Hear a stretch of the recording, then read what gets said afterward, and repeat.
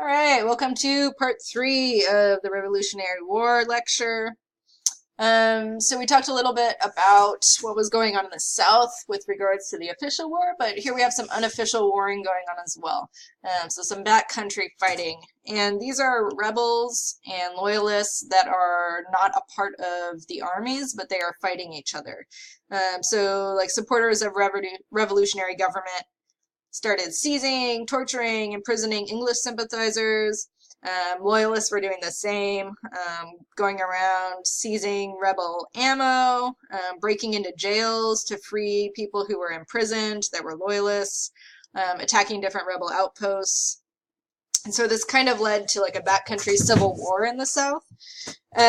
Cornwallis was allowing British troops and loyalists to poorly treat civilians, whether or not they were considered to be rebels, which really ruined morale in the South. So I've mentioned in New York and New Jersey, England was turning people against themselves, and then this was happening in the South as well. And here's a quote from that time. The lower sort of people who were in many parts originally attached to the British government have suffered so severely that Great Britain now has 100 enemies where it only had one before. So they're really turning people against them. And because of this fighting that's going on in the South, in the backcountry, really throughout all the colonies, a lot of loyalists ended up fleeing. So in total, throughout the 13 colonies, about 80,000 loyalists fled, and that's like 1 out of every 40 people ended up leaving the colonies. Let's talk about some of what some of what general histories like to consider the others. So the native population during the Revolutionary War.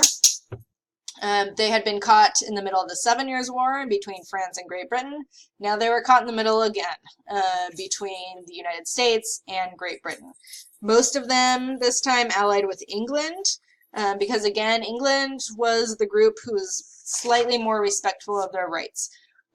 They also liked the Proclamation of 1763, which the colonists did not like, and that would have helped protect some of their lands for a while. And so really, they pitted groups against each other for temporary personal gain. And by they, I mean England and France were turning different groups against each other. And American treatment of natives really pushed more and more allies to the British. So the British were alienating the colonists, and the colonists were alienating the natives. So most natives ended up siding with England. African Americans at this time, a lot of them were soldiers. There were a lot of spies as well. Fighting often changed their social status, and that was one thing that would be claimed in several wars was, you know, if you end up getting a veteran status, that's going to help your own fight for freedom.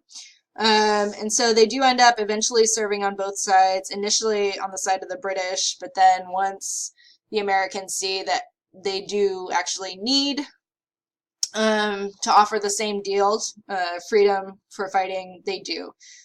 So Washington reversed his ban on having African Americans in the army. Most troops at this time were not segregated. There were a few segregated troops, but mostly segregation will come a little later on. And they did earn their freedom through fighting, and again, that status helped them when we start looking at the anti-slavery cause. Women, we've talked about them, how there were camp followers. There were about 20,000, and they were always poor women that were camp followers. Sometimes, and it was very, very rare, sometimes a woman would like sneak into battle. So there one woman in particular who was able to twice enlist. Her name was Deborah Sampson Gannett. She disguised herself as a man and enlisted twice in the Continental Army and fought in the war. But in general, women were not allowed to take part. Okay, so that takes us to Yorktown, 1781. So Cornwallis and Benedict Arnold. So Benedict Arnold, by this point, has fully defected. Arnold ended up being disenchanted by Congress's treatment of the army. Basically, he wasn't getting paid. He also wasn't getting recognized for saving the day at the Battle of Saratoga. And he had a ton of debt, so he ended up fully defecting to the British. Started selling secrets in 1779, and then by 1780 was just completely moved over. So Cornwallis and Arnold, they joined forces at the coast of Virginia. And they're there, hanging out, preparing for battles. Washington, meanwhile, and his French ally Rochambeau are planning their next attack. They're in Connecticut planning attacks. And Washington wanted to attack New York. Rochambeau wanted to attack Virginia. So they were arguing, debating what was the best course. And they were about to leave for New York, like Washington wanted, when they were told the French fleet was actually sailing for Virginia to blockade Cornwallis and keep him from getting supplies. And so because they were able to coordinate this, they switched their plan and they ended up going down to Virginia. By the end of September, there were 7,800 French soldiers, 5,700 Continentals, 3,200 militia, and then several warships surrounding the British troops at Yorktown. And that was it. October 19, the British surrender. Not just because they were so completely surrounded at Yorktown, but also because the French and Spanish were fighting them all over the world. And they were worried about losing, a lot of their other colonies that weren't even in danger of being lost. So they cut their losses with America.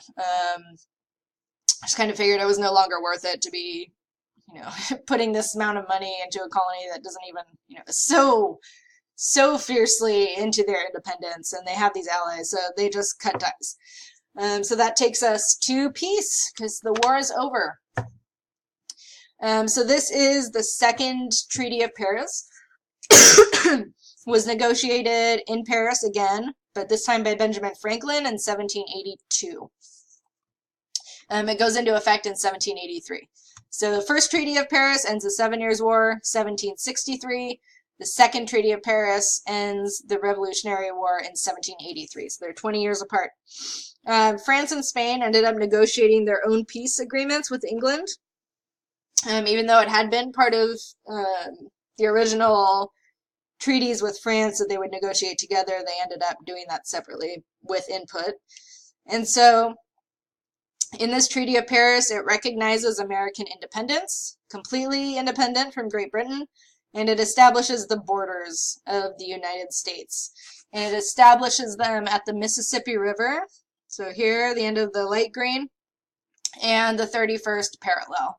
So this entire area in green is determined that that is the United States. As you may imagine, Native American allies or enemies were not consulted in this peace treaty.